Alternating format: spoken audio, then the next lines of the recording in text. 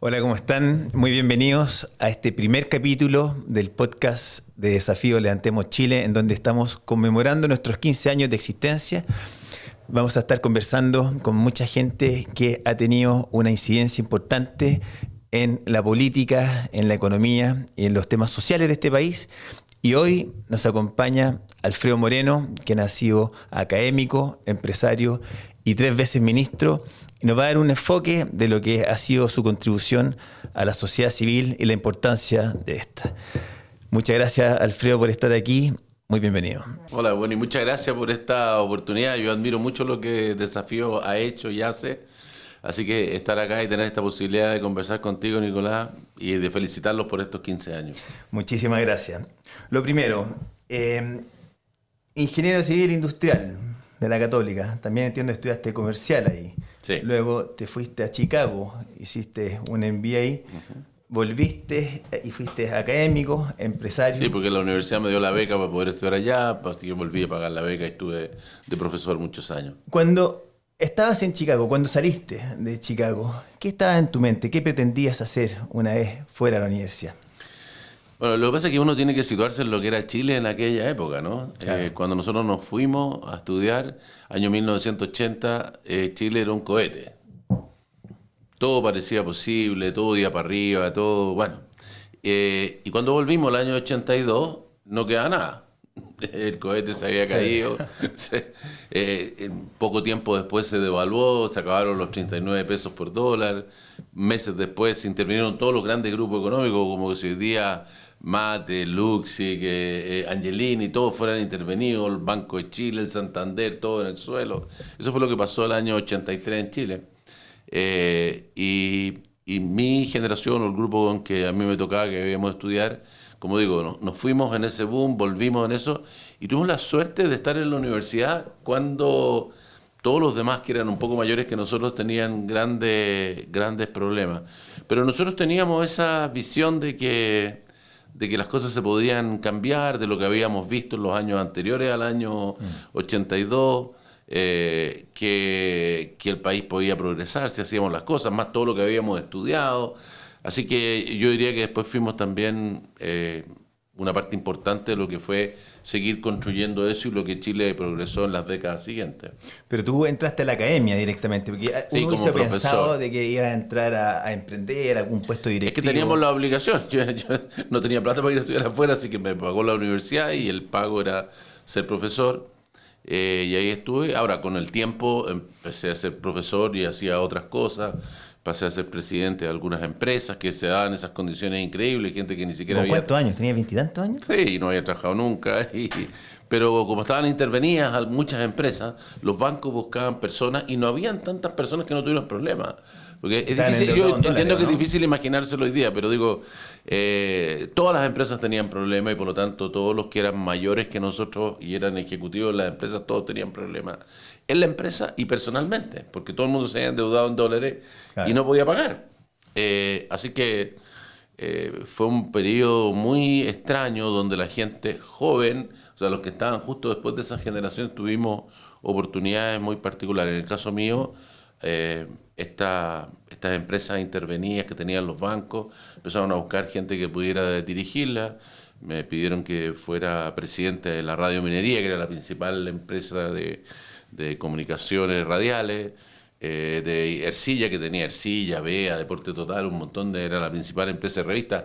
Otra cosa que ha desaparecido con el tiempo, ya casi no hay revistas. ¿Es verdad que llegaste a vender 100 millones de revistas? De 100 millones de libros al año, pero no en Ercilla. Años después, lo que pasa es que en esa época se hizo todo esto de entregar con la revista libros, que fue una idea totalmente chilena, que multiplicó las circulaciones de una manera increíble, se convirtió en un canal impresionante para que la gente pudiera tener lo que quería, en el fondo, para la educación de sus hijos, ¿no? Enciclopedias, literatura universal, los mejores autores chilenos, diccionarios, cursos de inglés, bueno, y esa idea, después estas empresas se vendieron, porque se la idea de administrarla un tiempo y después volverla a vender, cosa que el banco recuperara su plata.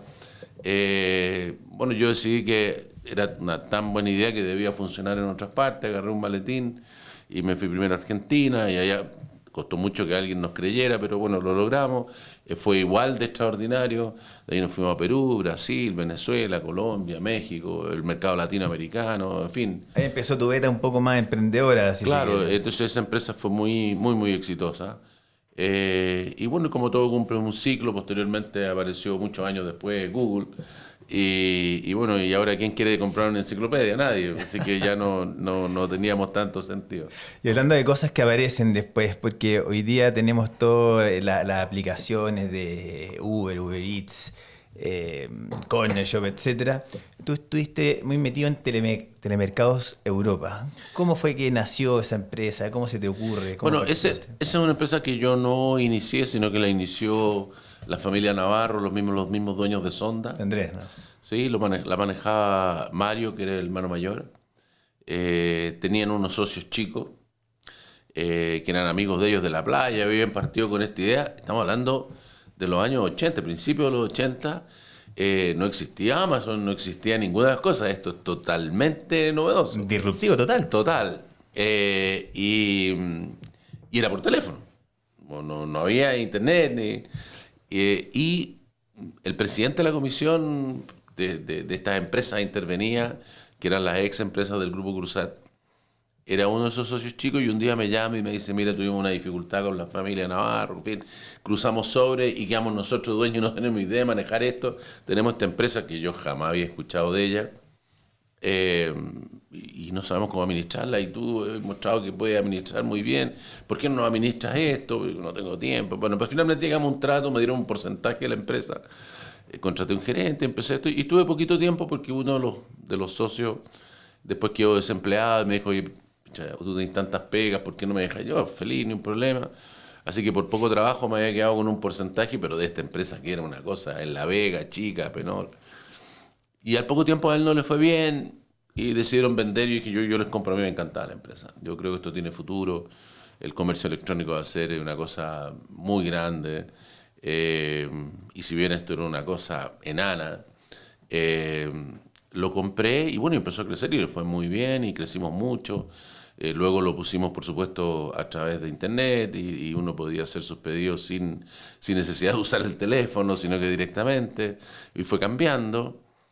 Y bueno, hasta que llegó un momento en que yo dije, bueno, esto es tan extraordinariamente, digamos, positivo el futuro de esto que van a llegar todos los grandes, ¿no? No sé, los Falabella, yo era director de Falabella al mismo tiempo, pero digo, ellos algún día van a decir, bueno, vamos a entrar a esto, Cencosud, y para qué decir, va a llegar Amazon, va a llegar los europeos, van a hacer esto acá también, y nosotros tan chicos no vamos, así que lo vendí muchos millones de dólares, pero ¿Unimark lo compró? lo compró en ese tiempo Unimark, primero compró una parte de un fondo, después entre todos vendimos a Unimark, y yo pensaba que era un genio, hasta que vi Corner Shop, ¿no? muchos años después. No se me ocurrió que lo que en realidad pasó es que, digamos, la ventaja no la tenían los grandes, sino que al contrario, los grandes Claro. tenían desventaja.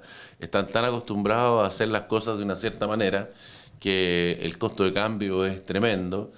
Y los emprendedores chicos que nacieron digitales, que nacieron con una cierta idea, sin trabas y siempre pensando en cómo hacer las cosas diferentes, podían lograr vender una empresa en 3.000 millones de dólares partiendo de cero. Yo tenía algo que era esta empresa, como digo. Así que pasé mucho tiempo pensando que era un genio y después me di cuenta que no era nada de genio, para Qué nada. notable. Tuviste un paso por la banca también. En el Banco de Chile, entiendo, 14 Sí. años, llegaste a tener un paquete importante, el 1%, Sí, algo así. sí. ¿Cómo fue esa experiencia? Bueno, eso en realidad nace de que lo mismo, en esa época del año 82-83, el banco fue intervenido el 13 de enero del 83. Quizá hoy día es difícil entenderlo, pero en esa época el Banco de Chile era la cosa más segura. Claro. Toda la gente que era conservadora en sus inversiones tenía acciones del Banco de Chile. Y por lo tanto, todas las fundaciones de beneficencia ponían su capital en acciones del Banco de Chile, que tenía un dividendo seguro, estable.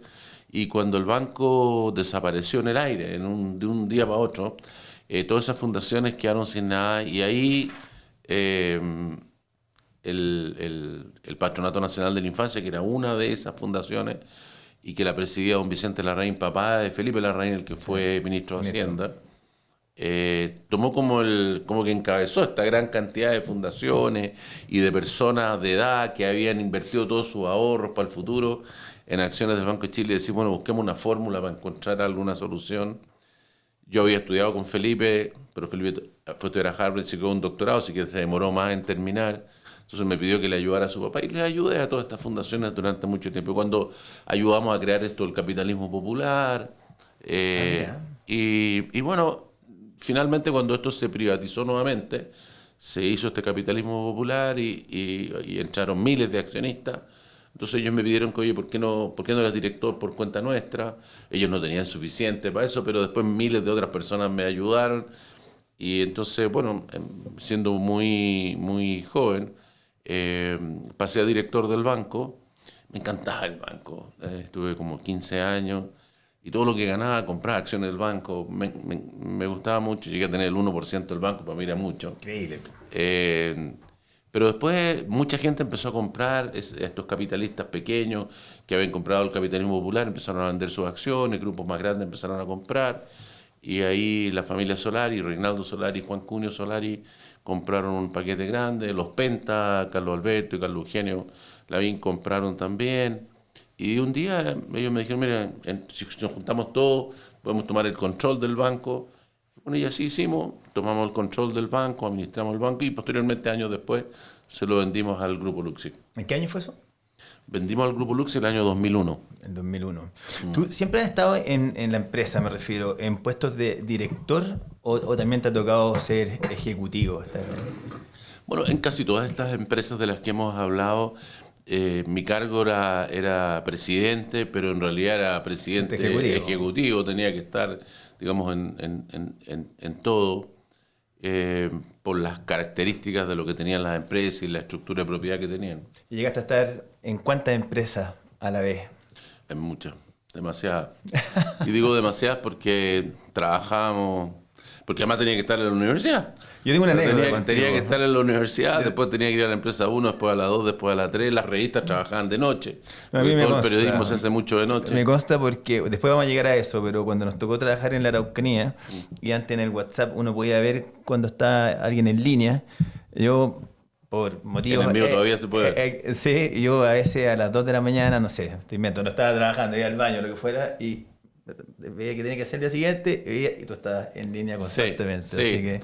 sí, pero eso nace de esa época. En esa época, como te digo, tenía entre la universidad, las empresas y además esta parte más periodística funciona en otros horarios. En ese tiempo ahora ha cambiado todo, ¿no? Pero en ese tiempo habían cierres. Claro. Entonces había que estar en el último segundo, había que revisar todo lo que iba a salir y teníamos varios. Entonces todos los días tenía un cierre y cerraban a las 2, a las 3 de la mañana. Eran muchas horas, ¿sí? Así que me acostumbré a trabajar mucho. ¿Cuántas horas duermes al día tú? Bueno, ahora ya estoy viejo, así que duermo menos de las que debiera. Pero en ese minuto tiene que haber sido unas 6 por ahí, me imagino. Vamos a ir al año 2010, porque tú has estado en gremios, en empresas, emprendiste, en la academia, y de repente te ha llegado un telefonazo, me imagino algo inesperado, para ser canciller. ¿Cómo fue? Porque yo te veo en muchas cosas, pero como canciller al año 2010, como que me imagino que había mucha gente a la cola y tú, si bien entiendo, conocías a Sebastián Piñera, no es que fuese muy cercano. ¿Cómo fue esa transición al mundo político y cómo fue ese llamado específico del presidente Sebastián Piñera? Bueno, ojalá tuviéramos al presidente Piñera para preguntarle a él, porque, y no me sucedió solamente a mí, sino que le sucedió a mucha gente que estaba sector privado, a pesar de que yo estaba en muchas cosas gremiales, era presidente ICARE, después fui presidente de la Teletón, en fin, así que hacía muchas cosas de otro tipo, pero nada político ni nada diplomático. Era director de ya a esas alturas de muchas empresas en Perú, en Colombia, en Bolivia, así que tenía una cierta experiencia internacional, pero en materia de negocio, pero nada que ver con el tema, digamos, de la academia. Y efectivamente, como tú dices, en el caso de Sebastián Piñera, si bien nos habíamos topado muchas veces, la verdad es que en general, digamos, me había ofrecido trabajo varias veces, todas las veces le había dicho que no. Habíamos estado en algunas cosas empresariales en que estábamos en digamos, Otro lado. claro, enfrentados, no necesariamente del mismo lado. Habíamos participado en alguna campaña política, en la de Vigi, que él fue el jefe de campaña y después decidió irse y se retiró y tomó Pablo Barahona, ¿te acuerdas? Ah, mira. Claro, él se fue después de que le vino la contradicción vital y yo decidí quedarme. En fin, o sea, nos habíamos topado, en algún momento me había pedido que fuera jefe de su campaña, pero nunca entendí muy bien por qué. Tampoco tuve tiempo para contestarle porque pasó lo de la Kioto. Así que tampoco, o sea, no. ¿Y te tanteó primero porque te venía tanteando por lo que veo? Pero va a ser mira, casi bien. la verdad es que cuando ganó la primera vuelta, eso fue el año 2009, entonces me llamó y me dijo, mira, ahora, porque insisto, me había ofrecido muchas veces trabajar en distintas cosas con él y yo había dicho que no por distintas razones. Entonces me dijo, bueno, ahora sí, si yo te pido que vengas a trabajar al gobierno, ¿vendrías a trabajar al gobierno? Le dije, mira, es otra cosa totalmente distinta. El presidente de Chile, No, si se tú le dice eres que no. presidente de Chile, pídeme lo que queráis, yo cuenta conmigo. Ya me dijo, ¿qué cargo querés? No quiero ningún cargo, si no quiero estar ahí, yo estoy re bien en el sector privado, no tengo ninguna experiencia, pero si me decís que esto es textual, me pedís que barra o que limpie los vidrios, yo lo hago, así que arma tu gabinete, yo lo que te pueda servir, déjame a mí al final y si me necesitáis, ya. Bueno, me dijo, perfecto. Entonces, y cuando ganó la segunda vuelta me llamó, me pidió que fuera a su casa en el Ranco, esto era como en febrero, por ahí. Y bueno, me llevó a una oficina que tiene con un escritorio, tenía 2 carpetas, y entonces me dice, bueno, ¿qué prefiere? ¿Ministro de Defensa o Ministro de Relaciones Exteriores? ¿En serio? Entonces, mira, no sé nada de defensa, no sé nada de relaciones exteriores, así que lo que tú me digas, no, yo prefiero relaciones exteriores, así que me pasó la carpeta con los supuestos antecedentes adentro, y esa es la historia de lo que pasó efectivamente, ¿no? Ahora, ¿por qué?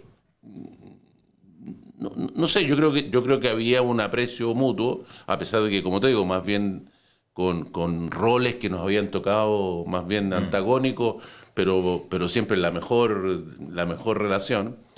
Y también hay una cosa, una anécdota que yo creo que influyó y que yo creo que alguien se las comentó y él le había quedado dando vueltas. Yo fui presidente ICARE, ya no recuerdo bien la fecha, pero 2005, 2006, por ahí. Y en esa época, todo esto que había pasado en Chile era muy novedoso comparado con los otros países.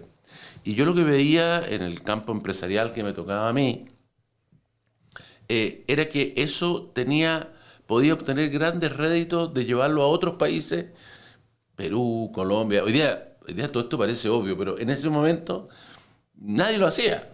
Ir a Brasil, a Argentina, en fin. Entonces yo, cuando me tocó asumir como presidente, yo digo, mira, la tarea que tenemos que hacer es que tenemos que ver de qué manera llevamos todas estas empresas que han surgido, que han sido muy exitosas, cómo las seguimos haciendo crecer en estos países. Y yo les insistí, entonces, por ejemplo, los empresarios chilenos no conocían a ningún empresario de los países del lado. Hicimos el primer congreso de empresarios de Latinoamérica, porque lo hicimos acá. Invitamos a todo tipo de gente para que hubiera las relaciones. Bueno, y mira cómo crecieron después, no digo que por mí, pero digo, ayudó a ese proceso que después resultó que era súper natural. Pero en ese momento, entonces, cuando yo llegaba a las reuniones de directorio, entonces todos se reían y decían, ya llegó el canciller, ya nos va a decir que hay que preocuparse, porque todos estaban preocupados de otra cosa, ¿no? De que la tasa de interés, de que no sé qué, no, hay que concentrarse en esto. Entonces se reían, ya llegó el canciller, ya seguro que vamos a hablar de cómo hacemos crecer las empresas. Así que yo creo que alguien tiene que haber quedado con esa idea y le tiene que haber llegado a Sebastián, digamos, algo de eso. Oye, asumen con este 27 de febrero del 2010, que ese 8.8 devastador, donde, bueno, aparte nace Desafío, pero ustedes me imagino que tenían un diseño de gobierno que cambió radicalmente. ¿Cómo fue el abordar como un nuevo gobierno, un gobierno de personas técnicas, sobre todo, este tremendo desafío que fue el terremoto? Bueno, o sea, lo primero es decir que en ese tiempo, año 2010, y antes de asumir, porque el terremoto, como tú dices, fue el 27 de febrero, yo era presidente de la Teletón. Así es. y me quedaban 12 días para asumir como canciller. Y me llamó la presidenta Bachelet. Y la presidenta me dijo, ven a La Moneda, fui allá y me dice, mira, tenemos que hacer una Teletón para los damnificados de esto y hay que hacerlo ya, porque no puede ser esperar, tiene que ser de aquí a una semana.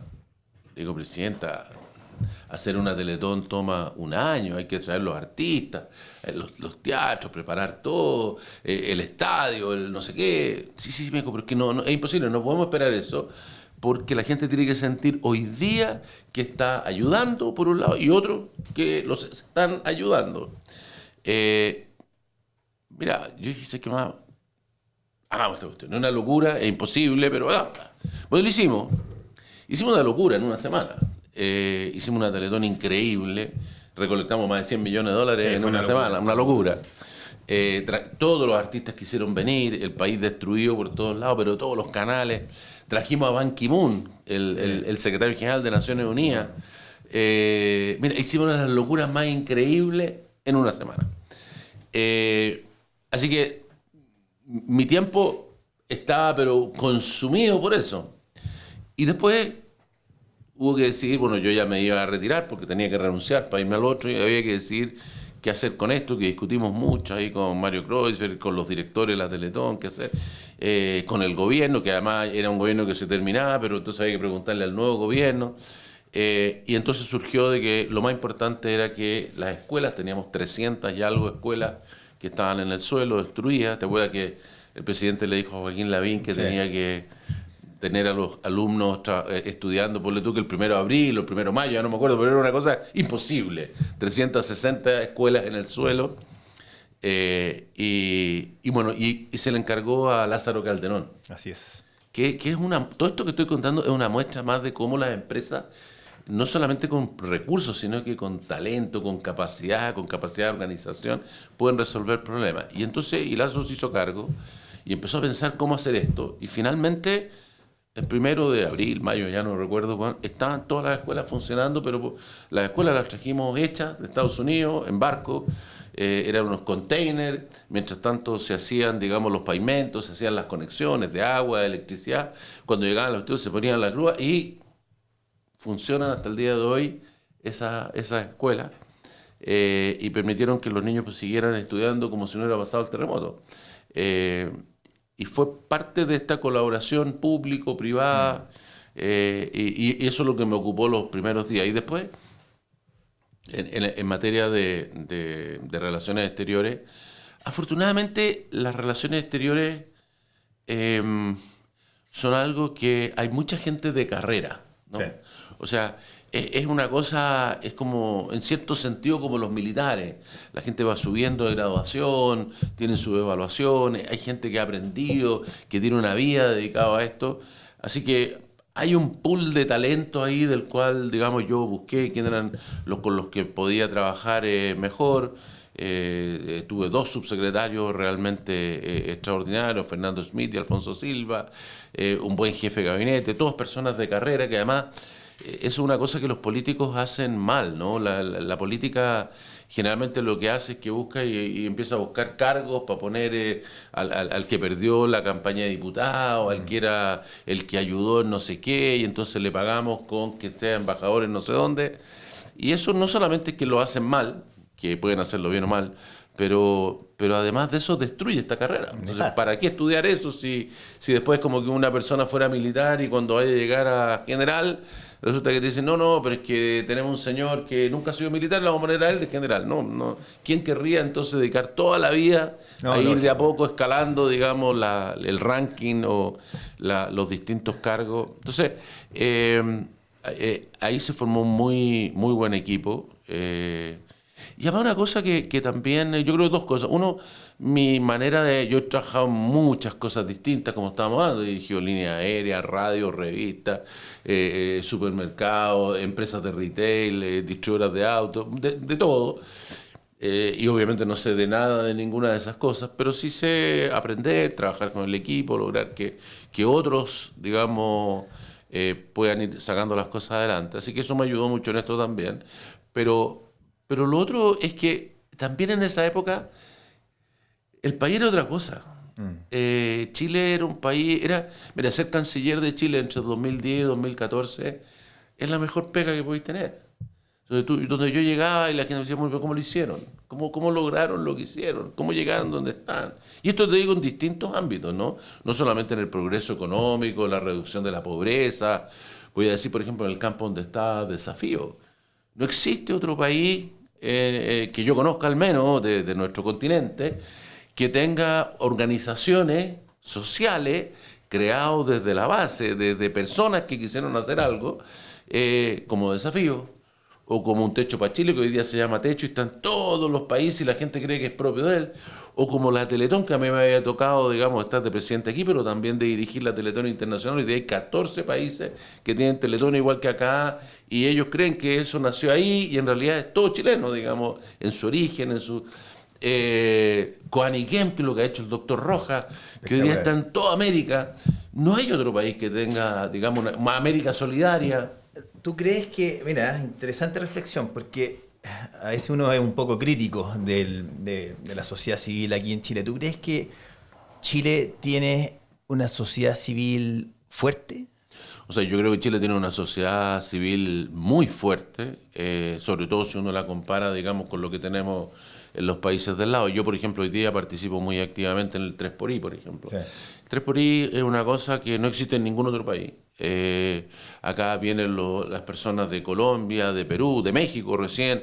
Y dice, pero ¿cómo hacemos para tener esto allá? ¿Cómo hacemos para que las empresas, las fundaciones, el Estado y todos colaboren en resolver los problemas?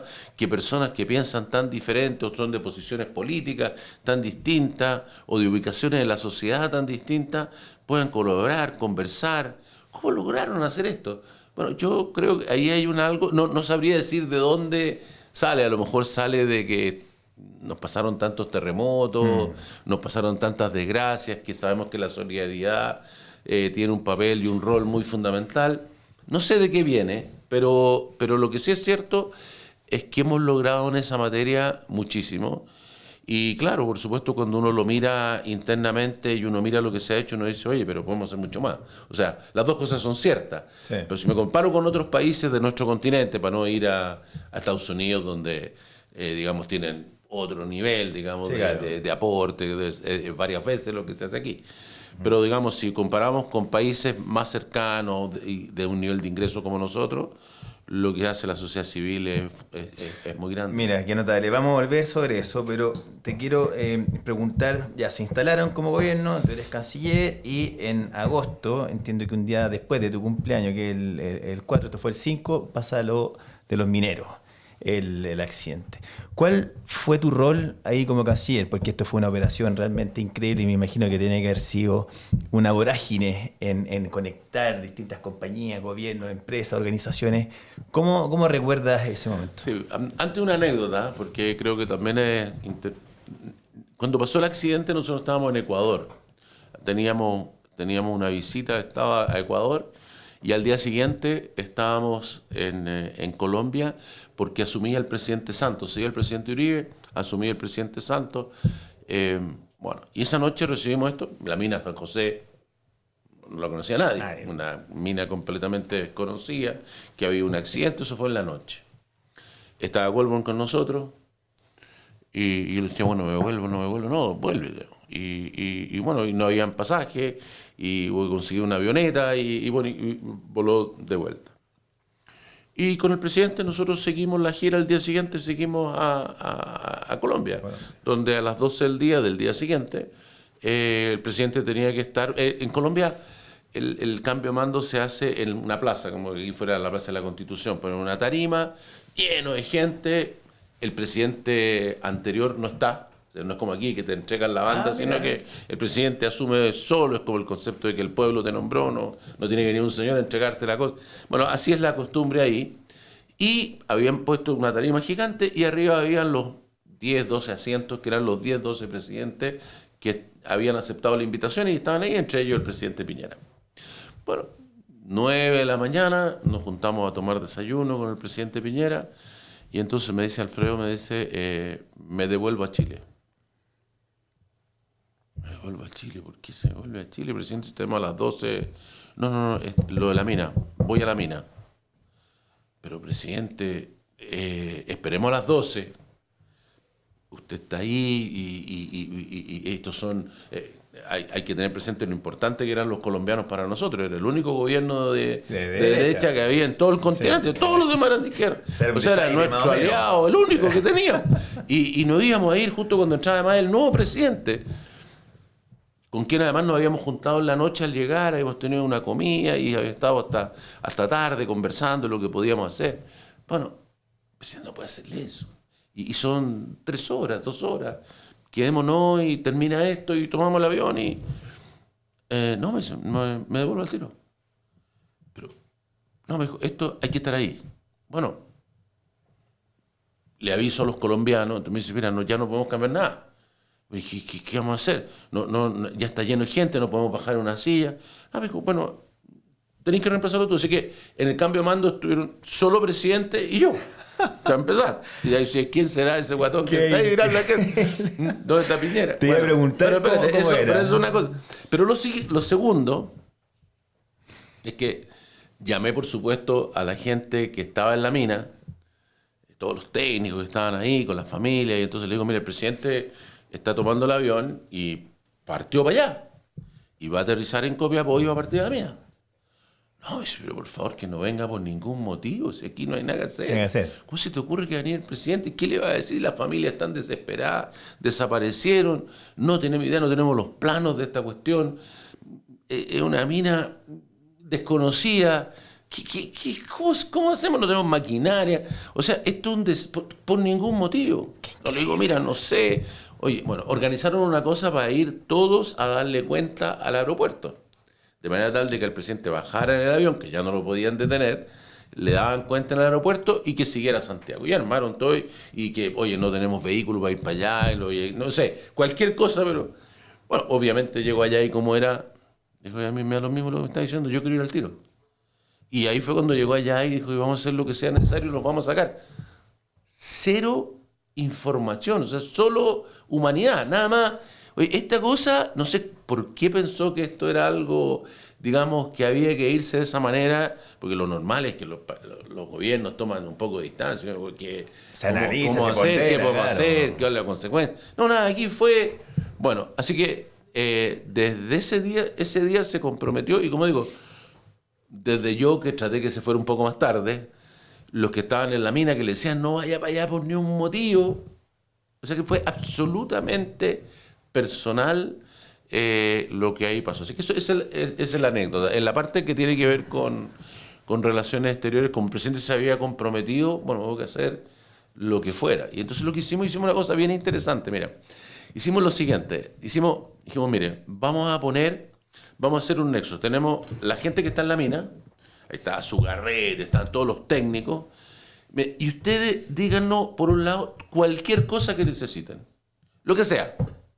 Usted necesita una tecnología nueva que hay, no sé qué, díganos. Yo puse un comité en la Cancillería, todas las embajadas trabajan, conectados con todos los gobiernos del mundo, y nosotros vamos a hacer lo que sea y vamos a pedirle al mundo que nos entregue esa cosa. Así hicimos cosas insólitas. Trajimos tecnología de última generación de Estados Unidos, no teníamos aviones, nada. Oye, DHL que nos presta, todo prestado, todo regalado. DHL que me ponga los aviones, no había nadie que no quisiera ser parte de esta proeza.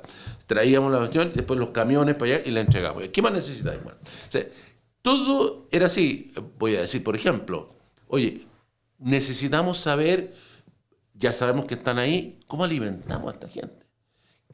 ¿Qué le decimos y qué es lo que no decimos para que no tengan un problema psicológico? Bueno, bueno, los únicos que saben, los que tienen sistemas aislados. Teníamos un grupo de personas en Estados Unidos, en la NASA, que estaban preparando y pensando qué pasaba con un viaje largo a Marte. O sea, tenían aislado un grupo. Entonces, oye, ¿qué han aprendido de eso? Listo. Entonces nos decían, mira, tienen que decirle. Y ellos nos decían lo que teníamos que decirle. Entonces, hay que decirle esto, no le digas esto otro, este es el proceso que van a tener, van a sentir esto. Bueno, comida. Y la NASA nos decía, oiga, dele papa, dele esto, pásele un sobrecito, tiene que aumentarle como no tienen luz, entonces tienen que... O sea... ¿Qué nivel? Los rusos por otro lado, tenían una cápsula que estaba dando vuelta, que llevaba mucho tiempo dando vuelta también en este tema de cómo, o sea, qué pasaba con el ser humano con un aislamiento largo. Y entonces dijimos, oye, no nos podían enseñar nada, pero conectémoslo. Y conectamos a los mineros con los rusos. Hicimos un sistema de comunicación y entonces hablaban esto y se entretenían hablando con el que estaba en la cápsula. Y bueno, y así hicimos de todo. Esa fue una parte. Y la otra parte, para que veas tú lo que la creatividad puede ser, dijimos, mira, esta cuestión es tan nueva que a lo mejor las ideas van a salir de otra parte. No de la NASA, no de los super duper, no de la super empresa minera que tiene una cuestión que perfora muy rápido. Pueden haber personas que se le ocurren buenas ideas para problemas. Entonces, los problemas que nos planteábamos, creamos una página web y decimos, mira, tenemos el siguiente problema. Mire, me acuerdo de uno. Mira, ya sabemos dónde están, pero tenemos que bajar una cápsula. Estamos diciendo, ¿cómo se hace una cápsula? Primero, ya, que después lo hizo acá los marinos. Pero el hoyo, si yo meto la cápsula, se puede desmoronar. O sea, imagínate que la cápsula la pasábamos y se desmoronaba el hoyo y se quedaba atrascada. ¿Cómo sacáis ese tipo? ¿Y cómo sacáis a los que están abajo? Entonces había que entubarla, ¿no? O sea, como tú vas metiendo tubos y entonces pasaba por una superficie perfecta, se le pusieron una rueda. Pero resulta que entubar 700 metros nos demorábamos no sé cuánto y cuándo lo íbamos a sacar de allá abajo. Entonces, ¿qué entubar? ¿Qué es lo que no entubar? ¿Y qué hacíamos con el pedazo que al final se decidió entubar la primera parte y dejar libre la otra parte? Mira. Entonces, ¿qué hacíamos con la parte que no se entubaba? Oye, empezamos, ¿qué soluciones tienen? Me acuerdo de un argentino que mandó una idea que no recuerdo si se usó o no se usó, entonces que decía, mire, hay un spray que era una cuestión como un aglomerante. Entonces, lo que tienen que hacer ustedes, van poniéndolos tú, pero después al otro, échenle esta cosa que va a como endurecer esta superficie y no se va a desmoronar. Con una cosa que se le rocea, que no lo que era, pero digo, surgieron las ideas más increíbles, algunas se aplicaron, muchas otras no, pero la gente mandaba, digamos, de todo. Y lo último que contar respecto de eso es que una vez que salieron los mineros, fuimos a una visita prácticamente a los días siguientes, 2 días después, a una visita de Estado, Inglaterra y no sé qué otro país europeo. Y nosotros todos usábamos una banderita chilena. Y bueno, ahí cuando caminábamos por la calle, todo el mundo reconocía la bandera. ¿Para qué decir al presidente? Porque esto lo veían todo el mundo todos los días. Pues me parece que fue el segundo más visto en la historia. Pero claro, era una cosa impresionante. Entonces la gente nos abrazaba en la calle, nos hablaban de los mineros, que el minero esto, el minero lo, pero londinenses cualquiera en la calle. Bueno, y cuando llegamos a Downing Street, al TEN, a la casa del primer ministro, entonces, te he fijado cómo es, que es una puertecita chica, sí. Una casa, como son estas casas inglesas, que para adentro es enorme, grande y para arriba. Tú entras y tiene una larga escalera que gira y a ti te atienden como en el 3er piso, por ahí. Bueno, se abre la puerta y estaba todo el personal, 300 personas en 2 filas, que iban por el hall, subían por las escaleras, daban vueltas a los 2 pisos y llegaban hasta la sala.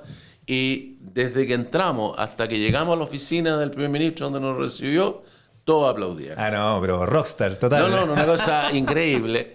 Que además me explicaron que eso se hace solamente cuando se va un primer ministro. O sea, esta costumbre de hacer eso cuando se va un primer ministro que ha estado ahí varios años, qué sé yo, entonces cuando lo quieren despedir, se forma el personal y él abandona y todo el mundo lo aplaude por la tarea que hizo. Bueno, a nosotros nos hicieron lo contrario a la entrada. ¡Wow! Increíble. No, tiene que haber sido. Qué momentazo. Estuviste canciller, después volviste al mundo privado, pero el segundo gobierno de Piñera, entiendo que ahí, yo no sabía que te habían preguntado qué querías hacer, pero por lo que entiendo, tú elegiste desarrollo social.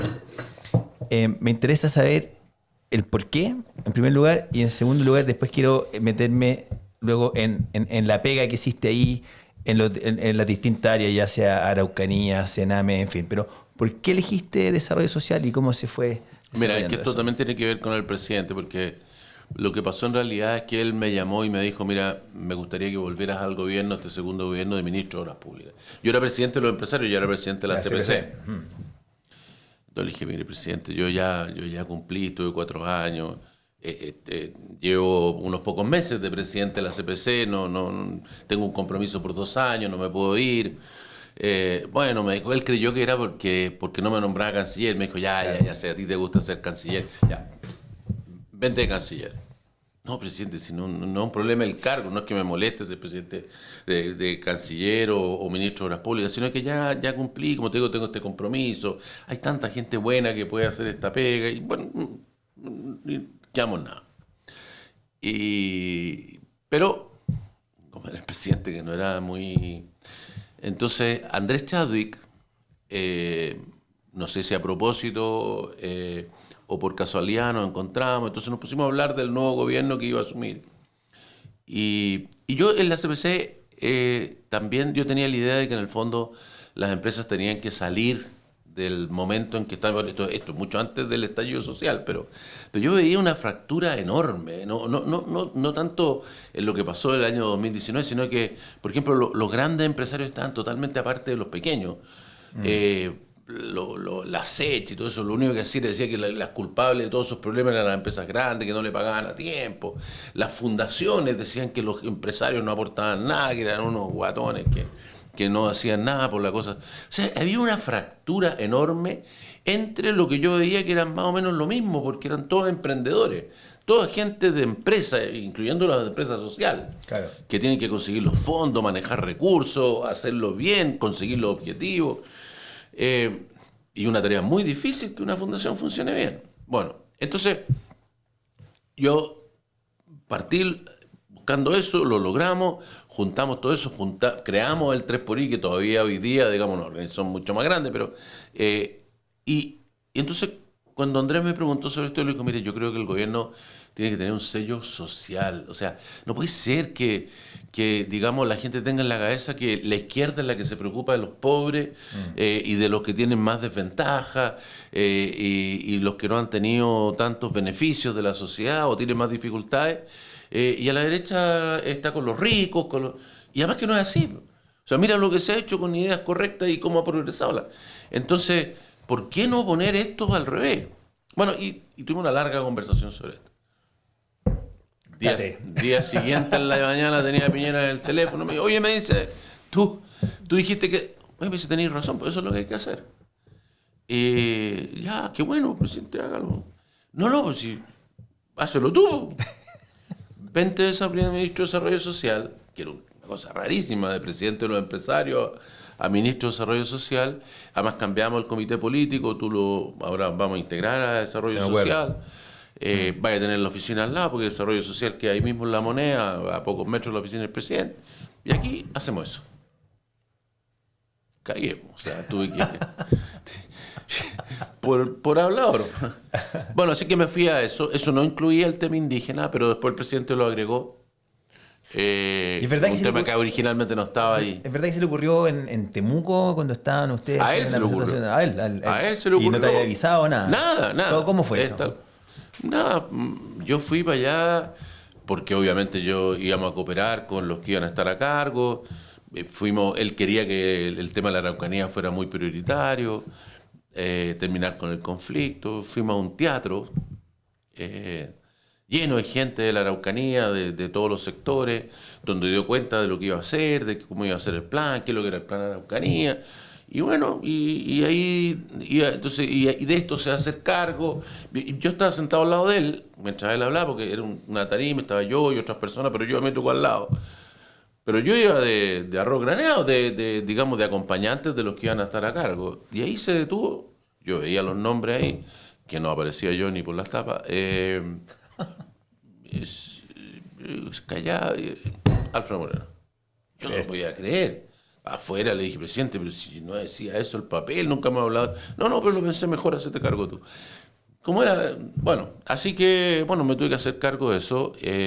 Incluso cuando me metí a estudiar el problema, yo no tengo nada que ver con esas regiones. Y cuando vi el tamaño del problema, la desconfianza, le dije, presidente, no son... O sea, yo lo que tengo que hacer para tener alguna posibilidad es irme a Temuco. Hay que vivir allá. Yo voy a poner mi oficina allá, además la voy a poner en la plaza. El presidente me miraba y estaba, ¿cómo en la plaza? Sí, en un banco en la plaza. ¿Cómo? Sí, un banco en la plaza y el que quiera sentarse al lado mío y conversar, perfecto. Los días de lluvia no lo voy a hacer, pero los días que no llueva, ahí vamos a estar.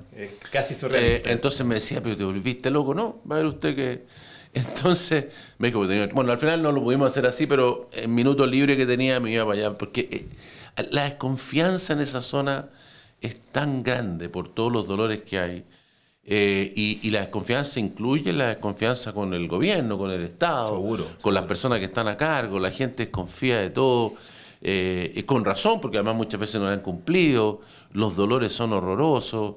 La gente tiene miedo de los otros grupos porque los ve como sus enemigos y los causantes de sus problemas, y viceversa, los otros los ven como sus enemigos y los causantes de los problemas que tienen ellos. Entonces, hubo que dedicarle muchísimo tiempo a eso. El recuerdo que yo tengo, porque nos topamos varias veces ahí, es que ibas como avión, pero como avión, y la gente hablaba de eso. Nosotros con todas las organizaciones con que tratábamos, con todos los mapuches, con los no mapuches, y realmente se veía, pero palpablemente, luz al final del túnel. Sí. Y pasa lo de Catrillanca. Lo de Catrillanca que hizo fue sepultar completamente esto. No había opción de volver a actuar ahí. Y te pregunto por qué. Porque después está este segundo intento de la comisión, ¿cierto? Entonces lo que te quiero preguntar derechamente es, y sé que es una pregunta difícil, pero ¿cómo ves tú posible este entendimiento cuando hay voces incluso de tu mismo sector, de la derecha, que te dicen, oye, no, pero habla primero de terrorismo y después nos sentamos a conversar? ¿Cómo puedes unir esas dos puntas, o se puede unir entre todas esas dos puntas, de manera factible y en un mediano plazo? ¿Por dónde lo ves tú? A ver, lo primero respecto a lo que pasó el año 2018, 2019, a la gente se le olvidan los hechos, ¿no? En febrero del año 2018, o sea, finales del gobierno de la presidenta Bachelet, se produjo la Operación Huracán. Sí. La Operación Huracán, donde un grupo de personas de la policía, digamos, inventaron chats y pruebas, y en fin, y metieron preso a una gran cantidad de personas violentas o no violentas, pero con pruebas inventadas. Sí. Y los pillaron. Eso pasó en febrero. Al 11 de marzo, cuando nosotros llegamos, no había ninguna acción de decir, bueno, ¿quiénes son los responsables de esto? No habían salido los encargados de la policía, no había pasado nada. O sea, Piñera, de hecho, el general el número 1, me acuerdo. Eso, el día 11 en la mañana, lo que tuvo que hacer el presidente es echar al general director de Carabineros, sacar a 60, digamos, altos oficiales de Carabineros, incluido toda la plana mayor de la Araucanía, como una consecuencia de lo que había pasado y como una manera también de que, digamos, hubiera alguna posibilidad de que hubiera confianza en las fuerzas policiales, en la gente que estaba involucrada en el conflicto. Entonces, eso es lo primero, ¿no? Entonces, cuando pasa lo de Catrillanca, eso cae sobre eso, porque en lo de Catrillanca volvió a pasar lo mismo. No solo murió un joven desarmado, sino que todo lo que pasó después fueron puras mentiras. Y las GoPro y todo. Claro. Entonces dijeron, oye, que estaba armado. No estaba armado. Después dijeron de que había sido parte de un enfrentamiento. Y empiezan a investigar. Oye, no había una bala, no había nada, nunca hubo ningún enfrentamiento. Oye, su cámara, no llegamos, salimos tan apurados. Bueno. Entre medio, en que iban sucediéndose las versiones, el presidente llama al nuevo general director de Carabineros y él le dice, mire, ¿sabe una cosa? Yo voy a ir para allá. Mi gente a mí me va a decir la verdad. Y es el colmo todo lo que ha pasado, las versiones falsas que nos han ido entregando de a poco. Bueno, va para allá y vuelve una nueva versión. 24 horas después, también era falsa. O sea, lo que le dijeron a él también era falso. Apareció la GoPro de uno, después de otro. Bueno, todos tenían GoPro. Y estaba todo grabado y todo. Bueno, entonces el impacto que eso produjo en las comunidades mapuches fue impactante, porque cayó sobre la misma herida. Porque lo único que hicimos nosotros, habían pasado solo 8 meses, entre marzo y noviembre que muere Catrillanca, era ganarnos la confianza de las personas, de todos los grupos, de manera tal de que la gente fuera entendiendo. El ejemplo más claro fue lo de Celestino Córdoba, sí, ¿no?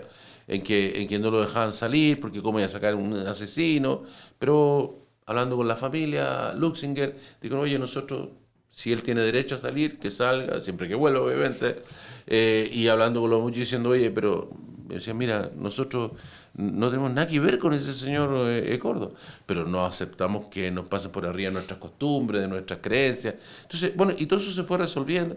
Llegó un momento que no teníamos ningún atentado. Pasó lo de Catrillanca y nos llenamos de atentados de nuevo. Y la gente, los mapuches perdieron la confianza y las personas, digamos, agricultores y todos que veían que había un progreso enorme y que, tal como tú decías, hoy se está solucionando, dijeron, oye, pero esto no volvió a pasar lo mismo, sin entender que el origen también estaba en este suceso repetido. Claro. Y entonces empezaron a pedir, oye, mano dura, como esto, y tenemos que hacer esto. Y fue muy duro también para la parte de seguridad del gobierno, para Andrés Chadwick y todos los que estaban a cargo de la seguridad, que eran, digamos, se le hizo responsable políticamente de lo que había hecho ese grupo de policía. Así que bueno, una lástima. Y volviendo ahora a lo que ahora es la comisión, yo creo que digamos, la gracia que tiene esto es que esto ha avanzado a un punto que va más allá, que dice cuál es la solución. O sea, lo que la comisión propone, después de un trabajo de 2 años, es esto es lo que tenemos que hacer. Y esta es una solución aceptable para todos los sectores, tanto que las 8 personas que están ahí les parece que puede ser, que resuelve el problema, que es una solución además aceptable para el resto del país, que cambiaría la vida de las comunidades, que ayudaría a eliminar el conflicto, que no tiene un conflicto con el problema de los militares. Esto son cosas paralelas que en el fondo permiten aislar los grupos violentos y separarlos de lo que es este tema. Así que yo espero que exista el sentido común y la responsabilidad de aprovechar esto. Es muy importante la consulta indígena que se está haciendo, sí, que ojalá las comunidades puedan pensar y estudiar bien esto con calma. Algunos han reaccionado muy bien, otros mal, pero que con calma lo miren, vean los beneficios que les va a traer y cómo podría cambiar la vida de ellos y su familia en forma muy radical. De todas maneras, me dicen aquí se nos acaba el tiempo. Señas, corte. Hay muchos temas que se me quedan. Cortito. Les tocaron muchas crisis durante el segundo gobierno y tú mencionaste que sentías cierta fracción, rompimiento social, señalaste. ¿Cómo los pilló el tema del estallido social? Porque te lo pregunto porque mucha gente, y me acuerdo de la aprobación del presidente, era bajísima, llegó un dígito, no, que aquí hay que poner mano dura y todo lo demás, y al final siento que el tiempo le dio la razón al presidente y al gobierno. ¿Cómo fue la interna de no saber de dónde venía todo esto? Pasamos del oasis a este cagazo monumental que sucedió. Yo en ese momento ya no estaba en desarrollo social, estaba en obras públicas. En obras públicas, que es una cosa completamente distinta. Es como una inmensa empresa llena de contratos, trabajo y recursos y obras de infraestructura y ingenieros. Así que no podría decirte cómo se vivió, digamos, a nivel del presidente y de las personas más cercanas y que estaban más en el centro de la cosa política o de seguridad en ese tiempo, porque a mí no me tocaba. Tú ya estabas fuera del comité político. Yo no estaba en el comité político, estaba en obras públicas y no en desarrollo social. Y así que eso no te podría decir. Yo sí te puedo decir lo que sentía yo, que era, sí, un ministro. Y creo que era muy parecido a lo que le pasaba a cualquier ciudadano. O sea, era imposible de entender qué pasaba, por qué pasaba. Yo recuerdo que yo había traído a Alfredo Zamudio pensando en que en el futuro podía ayudarnos en la Araucanía. Una persona que era experta en diálogo, conflicto, pero aparte de eso era chileno, era hijo de una persona indígena. Entonces era como el personaje perfecto para esta cuestión. Como había pasado lo de Catrillanca, eso no continuó, pero sí estaba él disponible. Yo le dije, mira, ¿por qué no intentemos juntar personas para conversar de esto? Y bueno, teníamos los sábados, nos juntábamos, al principio iba yo nomás del gobierno, pero gente que estaba en esto, incluyendo algunos cabros jóvenes que estaban en la primera línea, ¿te acuerdas? La primera línea, que eran como los que se enfrentaban con carabineros más fuertemente, y otros, y entender qué tenían en la cabeza, qué pasaba, por qué. Con el tiempo iban muchos ministros a estas conversaciones, tratando de entender, porque eso era lo principal, o sea, era muy difícil entender cómo de un día para otro esto había pasado. Es cierto lo que mencioné antes, que mientras yo estaba antes del gobierno, yo había visto esta fractura, pero en otro ámbito, entre los empresarios grandes y chicos, entre la gente dedicada a la acción social y los empresarios. Pero francamente no me imaginé que podía pasar algo como esto, así que yo creo que yo estaba tan sorprendido como todos los demás. Y además, la sensación de riesgo, o sea, solo llegar a la oficina, mi oficina estaba al lado de La Moneda. Llegar en la mañana a la oficina o irse de la oficina era una tarea No menor. compleja, ¿no? Y la gente veía un auto que parecía un auto, digamos, oficial, porque todos se parecen, y independiente de quién fuera ahí, te atacaban. Entonces, para llegar tenías que recibir varios ataques por el camino. Era una cosa muy, muy, muy, muy compleja, y en muchos momentos se vio como un túnel sin una salida, ¿no? Sí. Así que fue un momento muy difícil. Cierto. No quiero terminar esta conversación, Alfredo, sin tocar el tema de la sociedad civil. Y más que hacerte una pregunta, lo que me gustaría es que nos dieras tu concepción y tu visión del rol y de la importancia que tiene la sociedad civil en este país. O sea, yo creo que la sociedad civil hoy día siempre ha sido muy importante, como ya mencionábamos, todas las organizaciones que hay hacen una tarea súper positiva. Además, Chile, con las políticas económicas que ha tenido durante el tiempo, hay muchas cosas que son tareas del Estado, pero que las hace a través de la sociedad civil. Contrata fundaciones para tener los centros de mejor niñez, para hacer los apoyos a la gente calle, en fin, o sea, hay muchas cosas cuyo ejecutor es también, digamos, la sociedad civil. Pero más allá de eso, más allá de ejecutar programas, de recibir recursos, la política, probablemente en el mundo, pero yo puedo hablar de la de Chile, ¿no? La de Chile se ha deteriorado mucho. Hay, digamos, muchos políticos, muchos movimientos que más bien se mueven a la orden de lo que sea, digamos, la encuesta del día, lo que la gente, uno más bien se pregunta qué quiere escuchar la gente hoy día, a qué es lo correcto de lo que debemos hacer, qué le debo proponer a la gente para conseguir algo. Entonces, la labor de la ciudadanía organizada, que llamémosle sociedad civil, es fundamental.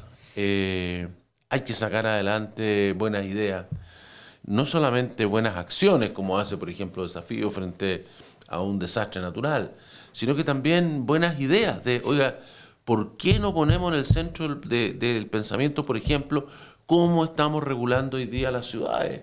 ¿Cómo es posible que los jóvenes hoy día ya no tengan ni siquiera esperanza de tener una casa? ¿Qué estamos haciendo mal? ¿Por qué las casas en Chile están creciendo más el precio que en Nueva York? Hay algo que hacemos mal. ¿Por qué tenemos 50.000 personas en las calles? ¿Por qué florecen las parcelas de agrado en todas partes? Los síntomas de la enfermedad están por todos lados, pero la política no reacciona. Y así podrías tú seguir. Las listas de espera en los hospitales. Tenemos por un lado listas de espera en los hospitales y al mismo tiempo tenemos quirófanos que están desocupados todas las tardes. No digo los sábados y domingos, que también, y todas las noches, que también, pero además toda la tarde. ¿Por qué esto? ¿Por qué lo otro? Y la política no lo logra resolver. Porque ¿quién se va a meter en el forro, en el problema, en el costo? Entonces, tiene que haber una fuerza ciudadana que diga, oiga, mire, hagamos esto de buena voluntad, esto a cualquier gobierno, ¿eh? No estoy hablando ni de la izquierda ni de la derecha, tiene que ver con resolver problemas. Hay mucho talento, mucha capacidad, mucho buen corazón, que si tú lo pones, digamos, al servicio de buscar soluciones a esto, surgen buenas ideas, surgen capacidades, y naturalmente eso también va llevando a que el Estado diga, oiga, aquí hay una lucecita, aquí hay algo que la gente sí quiere. Sí, por ejemplo, no es cierto que los jóvenes no quieren una casa. Si yo hago una encuesta, me dicen que no quieren una casa. Pero si yo hago un focus group con ellos, me dicen, bueno, no quiero una casa porque, oye, también quiero viajar a la luna, pero sé que no voy a ir, así que me preguntan, ¿quería ir a la luna? No quiero ir a la luna. Entonces, y resulta que tener una casa se ha convertido como ir a la luna. Entonces, bueno, todas esas cosas, yo creo que la sociedad civil en su concepción más amplia, ¿no? Puede hacer hacer sólido la sociedad chilena, los lazos entre las personas. Y lo segundo tiene que ver con la polarización. La polarización en Chile y en el mundo es dramática, que no tiene solamente que ver con que, digamos, pensemos diferente, porque eso es muy bueno. Sí. Está muy bien que pensemos distinto. El problema es que, dos cosas. Uno, no podemos trabajar juntos, porque yo no trabajo con alguien que no piense como yo. Y cuando tú haces el esfuerzo en serio, sí se puede. Yo, por ejemplo, en esta comisión habían 8 personas, más diferentes e imposibles, y pudimos llegar a acuerdos sin problemas. No digo, no sin problemas, pero pudimos hacerlo. Y en segundo lugar, te equivocas respecto de lo que piensan las otras personas. Nosotros hacemos estudios de polarización en el 3xI y lo que hacemos es preguntarle, por ejemplo, a las personas de derecha qué piensan de un tema, del aborto, por ejemplo. Y a la izquierda qué piensan de eso. Pero después le preguntamos, ¿qué cree usted que piensa? A uno de izquierda le preguntamos, ¿qué cree usted que piensa lo de la derecha? No le apuntan ni por las tabas. Ah, mira. Para nada. Pero lo mismo pasa entre Santiago y las regiones. Por ejemplo, tú le preguntas a la gente de Santiago qué piensa de los profesionales que han sido formados en provincia. Y la respuesta básica es que son iguales a los de Santiago. Igual, da lo mismo. Tú vas a la universidad, son seres humanos igual de inteligentes, son iguales. Tú le preguntas a la gente de regiones, ¿qué cree usted que la gente de Santiago piensa de los profesionales de provincia? Y te dicen que los de Santiago los desprecian, que los miran en menos, que consideran que son inferiores, que no tienen los mismos talentos ni la misma preparación. O sea, hay ahí un abismo que tiene que ver solamente con que si nos juntáramos y entendiéramos bien qué piensa cada uno, nos atreviéramos a tener esa conversación, ya sería muy diferente. Ni explicarte lo que cree la gente de derecha, que piensan los de izquierda, o los de izquierda lo que piensan de derecha en los distintos temas. Estamos completamente equivocados. Cuando uno no sabe eso, es muy difícil llegar a acuerdos, es muy difícil avanzar. Y si tenéis disposición a conversar, a mirar la cosa sin pensar que son enemigos, sino que simplemente son adversarios políticos que piensan algo que tú crees que es equivocado, pero si tú crees que podemos trabajar en conjunto, bueno, podemos hacer desaparecer esas diferencias. Muchas cosas que parecen imposibles de hacer, sí se pueden hacer. Increíble, porque finalmente yo creo que la causa, y te lo voy a preguntar, pero ya lo respondiste nítidamente, muchas veces la causa de esta polarización es el presumir o asumir a priori que tú tienes una determinada posición y que no se pueden compartir. Bueno, Alfredo, te quiero agradecer profundamente por esta muy interesante conversación. Me quedaría ahora. Pasamos como por muchos temas. Así es que muchísimas gracias. Y también agradecer a todos ustedes por acompañarnos y ser parte de este rol, como decía Alfredo, de la sociedad civil, la importancia de muchas veces darle estas soluciones privadas y sostenibles a problemáticas públicas, y para eso lo necesitamos a todos ustedes. Muchas gracias por estar aquí y nos vemos en una próxima ocasión.